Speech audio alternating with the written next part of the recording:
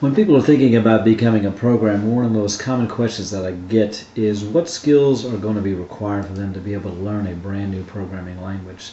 So in this short little video, we're going to talk a little bit about what those particular skills happen to be. But before we get started in the skill area, let's talk about some of the common myths about being a software developer.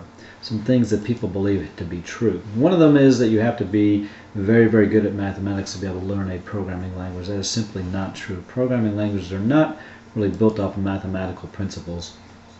Another one is that it takes years and years of training to actually become proficient at programming. We have developed a series that in 9 weeks will take you from the beginning point of just understanding what a programming language is to actually being very proficient at, in this case, Java programming. Another one is that you have to be a genius, some type of genius IQ to be able to be successful in this particular field. That's not true at all. Although there are many skills that are required, and one of them is an analytical mindset. You don't have to have a genius IQ to be able to obtain it. We can give you those particular skills that are going to be necessary. Another one is that you have to have a college degree. There are many universities and colleges that do provide degrees in computer programming, and they'll take you 2, 3, 4 years to actually acquire. But that's not what companies are looking for. What companies are looking for is the proficiency that you can express on how to be a developer. Another one is that programming is a very dull, boring, very scientific, very mundane type of an activity, and that's not true at all.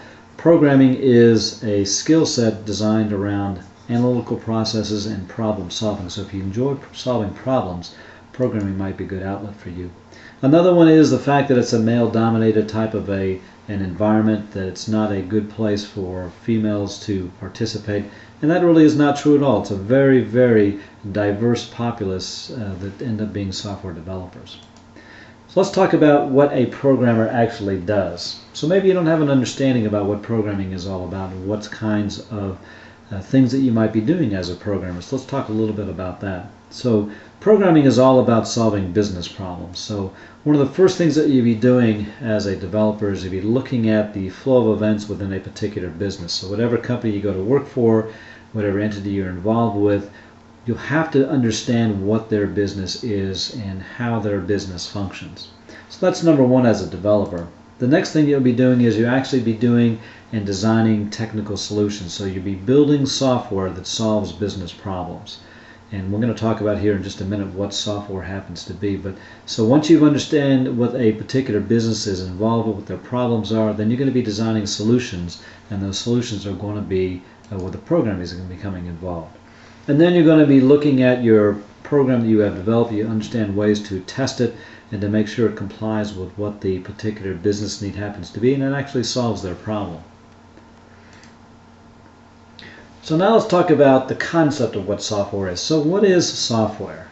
So it's a term that we hear all the time, but what exactly are we talking about? So when we're talking about software, we're talking about the mechanism that we use to automate our interfaces and everything that we do on a daily basis. So just think about your daily activities, the thing that you do, various websites that maybe you go to, different mobile applications that you work with, and maybe it could be such a thing as mundane as driving your car, or paying for a particular product, or using an ATM, or using your smartphone, or some type of a tablet device, or doing some analytic work at the office, or interfacing with social media. Any of these activities that we would do on a daily basis, these are all driven by different kinds of software. So now let's talk about the qualities that I might have to possess to begin a career in programming. So these are very pertinent skills you'll have to have. Number one is you have to have a very curious nature, the willingness to understand how things function.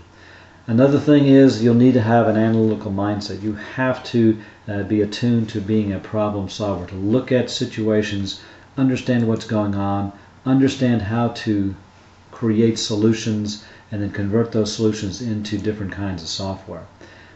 It helps if you're a very detail-oriented person, if you like working with a very low-level kind of an activity. Solving problems and making them work is usually going to be geared around something detail-oriented type of a mindset. Again, one of those myths is you don't have to, you're going to be working on your own, but really with programming you have to have a very good set of communication skills, and you have to work well with others because you're going to be working in teams. You're going to be working with groups of people to solve problems, so you have to be able to interface well with these people and communicate very, very well. And you have to have a passion for knowledge. You have to want to know. In this course, in the 9 to 12 week program that we have, you're just going to be giving the very basics of what Java is all about. Java is a vast, vast language. It'll take you years to understand all the things that it does. So this will get you started and will give you the skill set to learn more, but you have to have the passion to want to learn more. You have to have this desire to learn and continue to learn, because Java is an evolving language and technology is always moving forward. So you need to be always refining your skill set. You need to have a good business focus. We are solving business problems with software. So you have to be attuned to what the business is doing and understand what the business problems happen to be. You have to be a good planner. You have to understand that there's going to be a timetable that you have to adhere to. There's going to be priority tasks that have to be performed, and you have to be able to plan those particular tasks and get them done in a timely manner. You have to be a good analytical thinker, be able to understand problems and do problem solving, and you have to have a timely respect for deadlines, because everything that we do from a software perspective as far as development is going to be driven by, there has to be a delivery point where the customer is expecting a solution and we need to deliver that particular solution. So these are some of the skills that you should possess going into this particular series. So notice what types of skills we happen to have here. We're not talking about those myths that we talked about before. We've pretty much dispelled those.